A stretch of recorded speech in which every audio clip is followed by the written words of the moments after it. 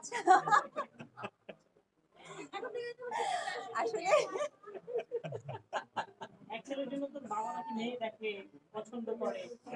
আমাকে আমাকে লিটারেলি আপনি যে মানুষটির নাম বললেন উনি একজন সুনামধন্য অভিনেতা।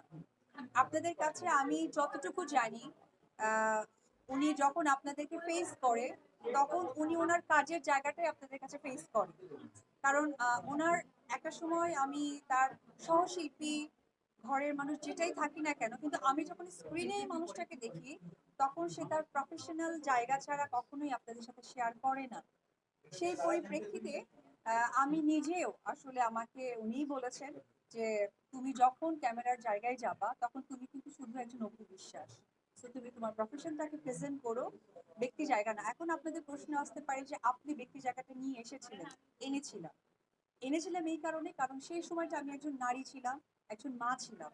বাট আজকে আপনাদের কাছে আমি একজন চিত্রনায়িকা অপু বিশ্বাস, আমি ওর কাছে দিদি, আপনাদের কাছে ঝালুই টুইন, সবকিছু মিলে আমার মনে হয় যে ব্যক্তি জায়গাটা যেহেতু উনি নিষেধ করেছেন, সো আমি এটা আনতে চাই না। আর ওই জায়গা থেকে আমার ছেলে বা যে প্রশ্নটা করলেন সেটা হয়তো উত্তরটা সঠিকভাবে দিতে পারলাম না। সতেজ হওয়ার যে বিষয়টা জানতে চাই, মূল রহস্যটা কোথায় আসলে? আমি আসলে এই ব্যাখ্যাটা আমার না, এই ব্যাখ্যাটা আমার মনে হয় যে আমার যারা ভক্ত দর্শক আছে এটা তাদের হাতে ছেড়ে দেওয়া, এটা আসলে আমার কিছু না। আমি যতটুকু জানি মানুষটাকে ভালোবাসা পেলে সুন্দর হয়। তা আমি মনে হয় আমার ভক্ত দর্শক ভালোবাসার মানুষের ভালোবাসা পেয়ে সুন্দর হয়েছে।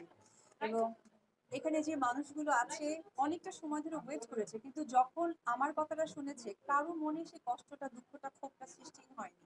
এবং আমি অনেক সময় শুনি যে অনেক জায়গায় গেলে যখন একত্রে এক সমাজ মাধ্যম মানে এই গণমাধ্যমগুলো এক জায়গায় হয়ে যায়, কোথাও না কোথাও একটা টুকটাক কিছু হয়, কিন্তু আমার ক্ষেত্রে আমি সিরিয়াসলি অনেক বেশি রাখি, তাদের কখনো দেখিনি। তো সৌন্দর্য রহস্য আমার মনে হয় যে সকলের ভালোবাসা।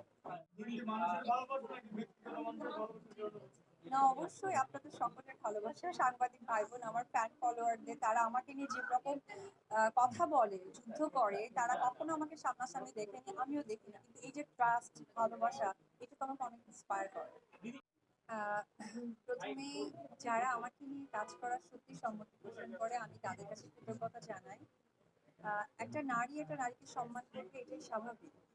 আর এখন যেটা হয় যে নারীরা না আমাকে সামটাইম ইন্সপায়ার মনে করে যে আচ্ছা অপু দিয়ে আসছে আমি কাজটা করবো, বা অপু দিয়ে আসলে আমাদের যে একটা পজিটিভ ভাইবস তৈরি হয়ে যায়, প্রচারণার একটা লক্ষ্য থাকে সেটা ঠিক ওই অবধি পৌঁছে যায়।